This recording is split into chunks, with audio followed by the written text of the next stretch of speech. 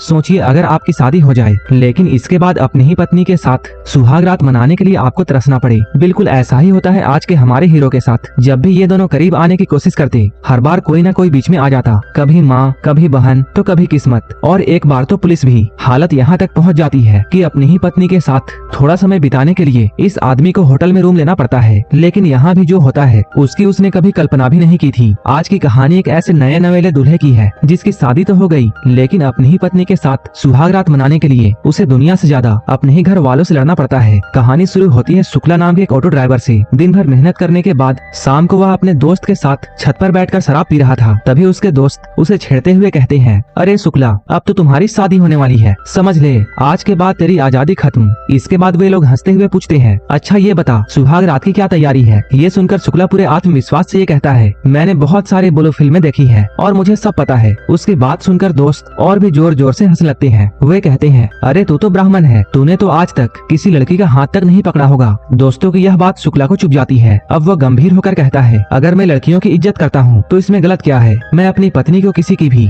गंदी नजर से बचाकर रखूंगा, चाहे सामने मेरा दोस्त ही क्यों न हो। कुछ दिन के बाद आखिर शुक्ला की शादी लक्ष्मी नाम की एक बेहद ही खूबसूरत लड़की से हो जाती है। जैसे ही लक्ष्मी दुल्हन बनकर घर में कदम रखती है, छोटा सा घर होने के बावजूद पूरा मोहल्ला उसे देखने के लिए उमड़ पड़ता है। यह देखकर शुक्ला की माँ बच्चों को डांट कर बाहर भगा देती है। साथ ही वह शादी में हुए खर्चों का ताना मारना नहीं भूलती। उधर लक्ष्मी बिना कोई शिकायत किए सीधे रसोई में चली जाती है। पहले वह सबके लिए पानी लेकर आती है और फिर चाय बनाने लग जाती है। इधर शुक्ला के पिता बड़े आराम से टीवी पर अपना पसंदीदा सीरियल लगा लेते हैं, जबकि उसकी माँ भी उनके पास बैठकर टीवी देखने लगती है। शादी के बाद धीरे धीरे शुक्ला की घर की असली तस्वीर सामने आने लगती है। इधर रसोई में लक्ष्मी पहली बार इस घर के लिए चाय बना रही थी। उसके चेहरे पर घबराहट और नए माहौल की झिझक साफ दिखाई दे रही थी। उधर दूर खड़ा शुक्ला उसे देख रहा होता है। उसके मन में यही ख्याल आता है कि लक्ष्मी अभी अभी इस घर में आई है, लेकिन उसकी माँ उसकी मदद करने के बजाय आराम से टीवी देखने में लगी हुई है। रात होते ही शुक्ला के चेहरे पर अलग ही उत्साह दिखाई देता है। इसके बाद वो आईने के सामने खड़े होकर अपनी सुहाग रात के लिए तैयारी शुरू कर देता है। उसकी खुशी बिल्कुल बच्चों जैसी थी, जैसे कोई बच्चा पहली बार किसी बड़े झूले पर बैठने वाला हो। लेकिन जैसे ही वो कमरे की तरफ बढ़ता है, उसकी सारी उम्मीदों पर पानी फिर जाता है। उसके माँ बाप हमेशा की तरह टीवी के सामने बैठे रहते हैं। तभी उसकी माँ कहती है, पंडित जी ने बताया है कि अभी सुहाग रात का शुभ मुहूर्त नहीं है। यह सुनकर शुक्ला मन ही मन गुस्सा हो जाता है। वह बड़बड़ाते हुए सोचता है, एक दिन इस टीवी को उठाकर तोड़ दूंगा। कुछ दिन बीतने के बाद आखिरकार दोनों को थोड़ी देर के लिए अकेला रहने का मौका मिलता है। कमरे में पूरी खामोशी छाई हुई थी। शुक्ला प्यार से लक्ष्मी की तरफ देखता है और धीरे से उसका हाथ पकड़ लेता है। उसके चेहरे पर प्यार भी था और पहली बार का संकोच भी। लक्ष्मी भी उसे देख रही थी और वह डर से भी कांप रही थी, लेकिन इसके साथ साथ उसकी आंखें साफ बता रही थी कि उसे कोई एतराज नहीं है। शुक्ला धीरे धीरे उसके और करीब आने लगता है, लेकिन तभी अचानक लक्ष्मी जोर से चीख पड़ती है। उसकी आवाज सुनते ही पूरे घर में हड़कंप मच जाता है। शुक्ला की माँ दौड़कर कमरे में पहुंचती है और घबराकर पूछती है, क्या हुआ। लक्ष्मी डर के मारे कुछ भी नहीं कह पाती और बस इतना कहती है, कुछ नहीं। लेकिन शुक्ला की माँ बिना कुछ समझे और बिना किसी की बात सुने तुरंत फैसला सुना देती है कि आज से लक्ष्मी मेरे साथ सोएगी और तू अपने पिताजी के साथ। शुक्ला बस चुपचाप खड़ा रह जाता है। उस पर उसे ऐसा महसूस होता है जैसे इस घर में उसकी अपनी कोई अहमियत नहीं है। अगली सुबह भी सब कुछ पहले जैसा ही चलता है। उसके माँ बाप फिर से टीवी के सामने बैठ जाते हैं, जबकि शुक्ला दूर से चाय पीते हुए लक्ष्मी को देख रहा होता है। लक्ष्मी अब भी पहले की तरह असहज और सहमी हुई नजर आ रही थी। तभी दरवाजे पर दस्तक होती है। शुक्ला खुद जाकर दरवाजा खोलता है। सामने उसकी बड़ी बहन रूपा खड़ी थी। उसके चेहरे पर गुस्सा साफ दिखाई दे रहा था और आंखें आंसुओं से भरी हुई थी। जैसे ही वह घर के अंदर आती है, फूट फूट कर रोने लगती है। शुक्ला हैरानी से पूछता है कि आखिर क्या हुआ। रोते रोते रूपा कहती है, भैया, जिस घर में आपने मेरी शादी करवाई थी, क्या आपने कभी जाकर देखा भी था कि वहाँ कैसा हाल है। मेरी सास दिन रात मुझे ताने मारती रहती है। रूपा रोते रोते बताती है कि उसकी सास हर दिन उसे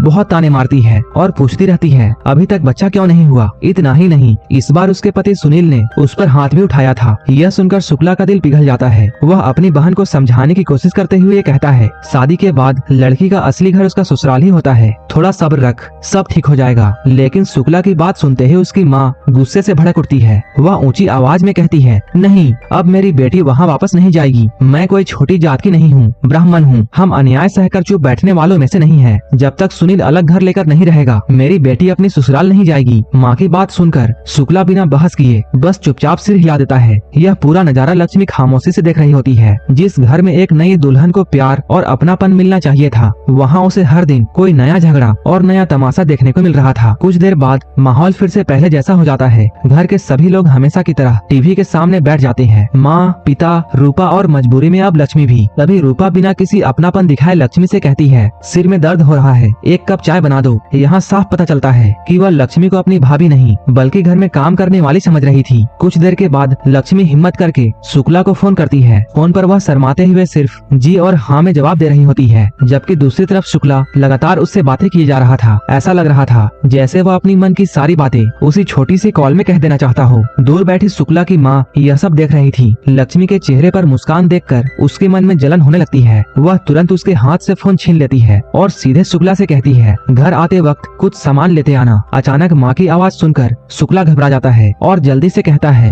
हाँ, मैं तो वैसे ही घर की तरफ आ रहा था। माँ बिना कुछ बोले फोन काट देती है और ताना मारते हुए कहती है, लड़का तो जैसे अपनी बीवी का दीवाना ही हो गया है। लेकिन शुक्ला के लिए वह कुछ मिनटों की बातचीत भी किसी सुकून से कम नहीं था। वह मुस्कुराते हुए अपना ऑटो घर की तरफ मोड़ देता है और पूरे रास्ते उसके दिमाग में सिर्फ लक्ष्मी का चेहरा घूमता रहता है। रात होते ही पूरा घर गहरी नींद में सो जाता है। चारों तरफ सन्नाटा पसरा हुआ था। शुक्ला अपने माँ बाप के साथ उसी कमरे में लेटा हुआ था और उसके बीच बड़ा सा सूटकेस रखा था, जो हर रात उनके बीच एक दीवार बन जाता था। करवट बदलते हुए शुक्ला धीरे धीरे लक्ष्मी की तरफ देखने लगता है। शुक्ला धीरे से लक्ष्मी को आवाज देकर जगाने की कोशिश करता है। लक्ष्मी भी उसकी तरफ देखती है। दोनों की नजरें मिलती है और शुक्ला धीरे धीरे अपना हाथ उसकी तरफ बढ़ाता है। लक्ष्मी थोड़ी झिझकती जरूर है, लेकिन उसे रोकती नहीं। ऐसा लग रहा था कि इस बार शायद दोनों की अधूरी रह गई सुहाग रात पूरी हो जाएगी। लेकिन तभी अचानक रूपा की जोरदार चीख पूरे घर की खामोशी तोड़ देती है। वह घबराकर रोने लगती है और कहती है उसने बहुत डरावना सपना देखा है। उसकी आवाज सुनकर पूरा घर जाग जाता है। माँ तुरंत उठकर उसे संभालने लगती है, जबकि शुक्ला और लक्ष्मी एक दूसरे को बस बेबसी से देखते रह जाते हैं। आखिर शुक्ला का सब्र जवाब दे देता है। वह गुस्से में कह बैठता है, क्या हर रात कोई नया ड्रामा करना जरूरी है? यह सुनकर रूपा नाराज होकर दूसरी तरफ मुंह करके लेट जाती है और एक बार फिर शुक्ला और लक्ष्मी की सुहाग रात अधूरी ही रह जाती है। अगली सुबह शुक्ला काम पर जाने की तैयारी कर रहा था, तभी उसकी माँ पड़ोस की एक औरत से कहती है, लक्ष्मी का ध्यान रखना, हम तीनों मार्केट जा रहे हैं। यह सुनते ही शुक्ला के मन में उम्मीद की एक किरण जाग जाती है। उसे लगता है आज शायद पहली बार लक्ष्मी के साथ अकेले रहने का मौका मिल सकता है। काफी समझाने और बहस करने के बाद शुक्ला आखिरकार लक्ष्मी को अपने ऑटो में बैठा लेता है, लेकिन घर ले जाने के बजाय वह उसे सीधे एक होटल में लेकर पहुंच जाता है। वहां वह एक कमरा मांगता है तो होटल वाला बेझिझक कहता है 2 घंटे के 2000 रुपए लगेंगे। शुक्ला के पास कोई दूसरा रास्ता नहीं था। वह भारी मन से पैसे देता है और दोनों कमरे में चले जाते हैं। कमरे में कुछ देर तक दोनों के बीच खामोशी छाई हुई रहती है। फिर शुक्ला हिम्मत जुटाकर ये कहता है, मैं आपको यहाँ किसी गलत वजह से नहीं लाया, मैं तो बस आपसे खुलकर बातें करना चाहता था। कुछ पल रुकने के बाद वह आगे कहता है, मेरी बहन के साथ जो हुआ वैसा मैं आपके साथ कभी नहीं होने दूंगा। मैं पूरी कोशिश करूंगा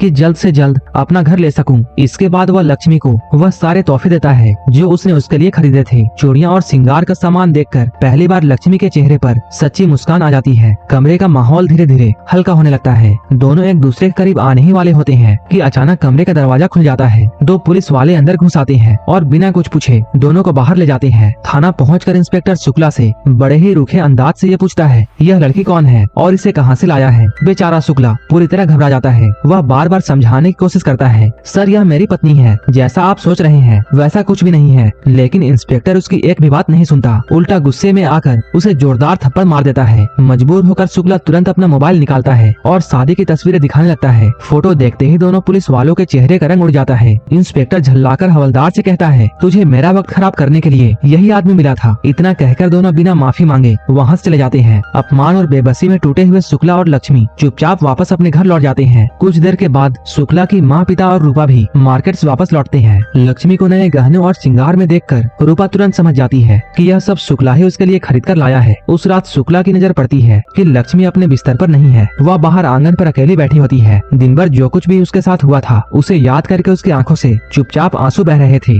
लक्ष्मी को इस हालत में देखकर शुक्ला का भी मन भर आता है। वह उसके पास जाकर कुछ कहना चाहता है, लेकिन उसके पास ऐसे कोई शब्द नहीं थे जो लक्ष्मी के दर्द को कम कर सके। आखिरकार लक्ष्मी वहाँ से उठकर चली जाती है और शुक्ला बेबस होकर वहीं खड़ा रह जाता है। उसके मन में अपमान, गुस्सा और लाचारी एक साथ उमड़ रहे थे। अगले दिन शुक्ला की माँ, रूपा और लक्ष्मी सब्जियां खरीदने मार्केट जाती है। मौका मिलते ही रूपा धीरे से लक्ष्मी के पास आती है और मुस्कुराते हुए पूछती है, वैसे भाभी तुम्हारी और भैया की सुहाग रात हुई या नहीं? यह सवाल सुनकर लक्ष्मी थोड़ी शर्माते हुए जवाब देती है, नहीं, अभी तक हमारे बीच कुछ नहीं हुआ। यह सुनते ही रूपा मजाक उड़ाने लगती है। वह हंसते हुए कहती है, अरे अभी तक कुछ भी नहीं हुआ। मेरी नई नई शादी हुई थी तो मेरा पति मुझे एक पल के लिए भी अकेला नहीं छोड़ता था। जहाँ मौका मिलता वहाँ रोमांस शुरू कर देता था। रूपा की बात सुनकर लक्ष्मी कुछ नहीं कहती, वह बस चुपचाप खड़ी रह जाती है। उधर रात के समय शुक्ला अपना ऑटो एक सुनसान जगह पर रोकता है। वह ऑटो में लगी सोनाक्षी सिन्हा की सभी तस्वीरों को एक एक करके निकालता है और उन्हें फाड़कर फेंक देता है। इसके बाद वह सीधे अपने दोस्तों के पास पहुंच जाता है और उनके साथ शराब पीने बैठ जाता है। नशे की हालत में वह अपनी सारी परेशानियां दोस्तों के सामने खोलकर रख देता है। शादी के बाद की जिंदगी, घर का माहौल और हर रोज की बेइज्जती और अपनी बेबसी, वह सब कुछ उन्हें बता देता है। उसकी बातें सुनने के बाद दोस्त भी उसे नहीं छोड़ते। वे ताना मारते हुए कहते हैं, जो भी कहो शुक्ला, लेकिन तुम में हिम्मत ही नहीं है। तुम अपनी माँ और बहन के सामने एक शब्द तक नहीं बोल सकते। जब उनके खिलाफ खड़े नहीं हो सकते तो अलग घर कहाँ से लोगे और अपनी पत्नी को खुश कैसे रखोगे। दोस्तों की ये बातें शुक्ला के दिल में गहराई तक उतर जाती है। गुस्से और जोश में वह और भी ज्यादा शराब पी लेता है और सीधे घर पहुंच जाता है। घर पहुंचते ही वह देखता है हमेशा की तरह पूरा परिवार टीवी के सामने बैठकर सीरियल देख रहा है। इस बार शुक्ला चुप नहीं रहता। वह बिना कुछ कहे आगे बढ़ता है और एक झटके में टीवी बंद कर देता है। अचानक टीवी बंद होते ही पूरे घर में सन्नाटा छा जाता है। सभी हैरानी से उसकी तरफ देखने लगते हैं। तभी रूपा हमेशा की तरह लक्ष्मी से कहती है, जाओ लक्ष्मी, इसके लिए खाना लगा दो। लेकिन इस बार शुक्ला ऊंची आवाज में सबको रोकते हुए कहता है, लक्ष्मी कहीं नहीं जाएगी। शुक्ला के इतना कहते ही पूरा घर उसकी तरफ देखने लगता है। वह गुस्से में साफ शब्दों में कहता है, लक्ष्मी तुम्हारी नौकरानी नहीं है। अगर खाना खाना है तो खुद उठकर बना लो। बहुत हुक्म चलाने का शौक है तो जाकर अपने पति पर चलाओ। इतना कहकर वो घर वालों को खरी खोटी सुनाता है और बिना किसी की बात सुने अपने कमरे में जाकर लेट जाता है। पहली बार उसने अपने दिल की बात खुलकर कही थी। अगले सुबह शुक्ला देखता है रूपा जल्दी जल्दी तैयार होकर मोबाइल में रिचार्ज करवा रही है। उसे कुछ अजीब लगता है, इसलिए वह चुपचाप उसका पीछा करने लगता है। थोड़ी दूर जाकर रूपा एक सुनसान जगह पर रुकती है और अपने पति को फोन मिलाती है। दूसरी तरफ से उसका पति रोते हुए ये कहता है, रूपा प्लीज मुझे माफ कर दो, मैं सब कुछ ठीक कर दूंगा। तभी शुक्ला वहाँ पहुँच जाता है। उसे देखते ही रूपा घबराकर तुरंत फोन काट देती है और पिछली रात की सारी बातों का शिकायत करने लगती है। लेकिन इस बातचीत के दौरान शुक्ला को पहली बार एहसास होता है कि उसकी बहन की परेशानियां सिर्फ थप्पड़ खाने तक सीमित नहीं थी। असल समस्या उसके ससुराल का माहौल था। पूरे घर का खर्च सिर्फ उसके पति की कमाई से चलता था। उसका देवर कोई काम नहीं करता था और हर वक्त घर में खाली बैठा रहता था, बिल्कुल अपने पिता की तरह। कुछ साल पहले रूपा के पति ने अपने भाई के लिए दुकान भी खुलवाई थी, लेकिन उसने वह कारोबार भी बर्बाद कर दिया। ऊपर से उसकी सास रोज उसे ताने देती है कि अभी तक उसके बच्चे क्यों नहीं हुए।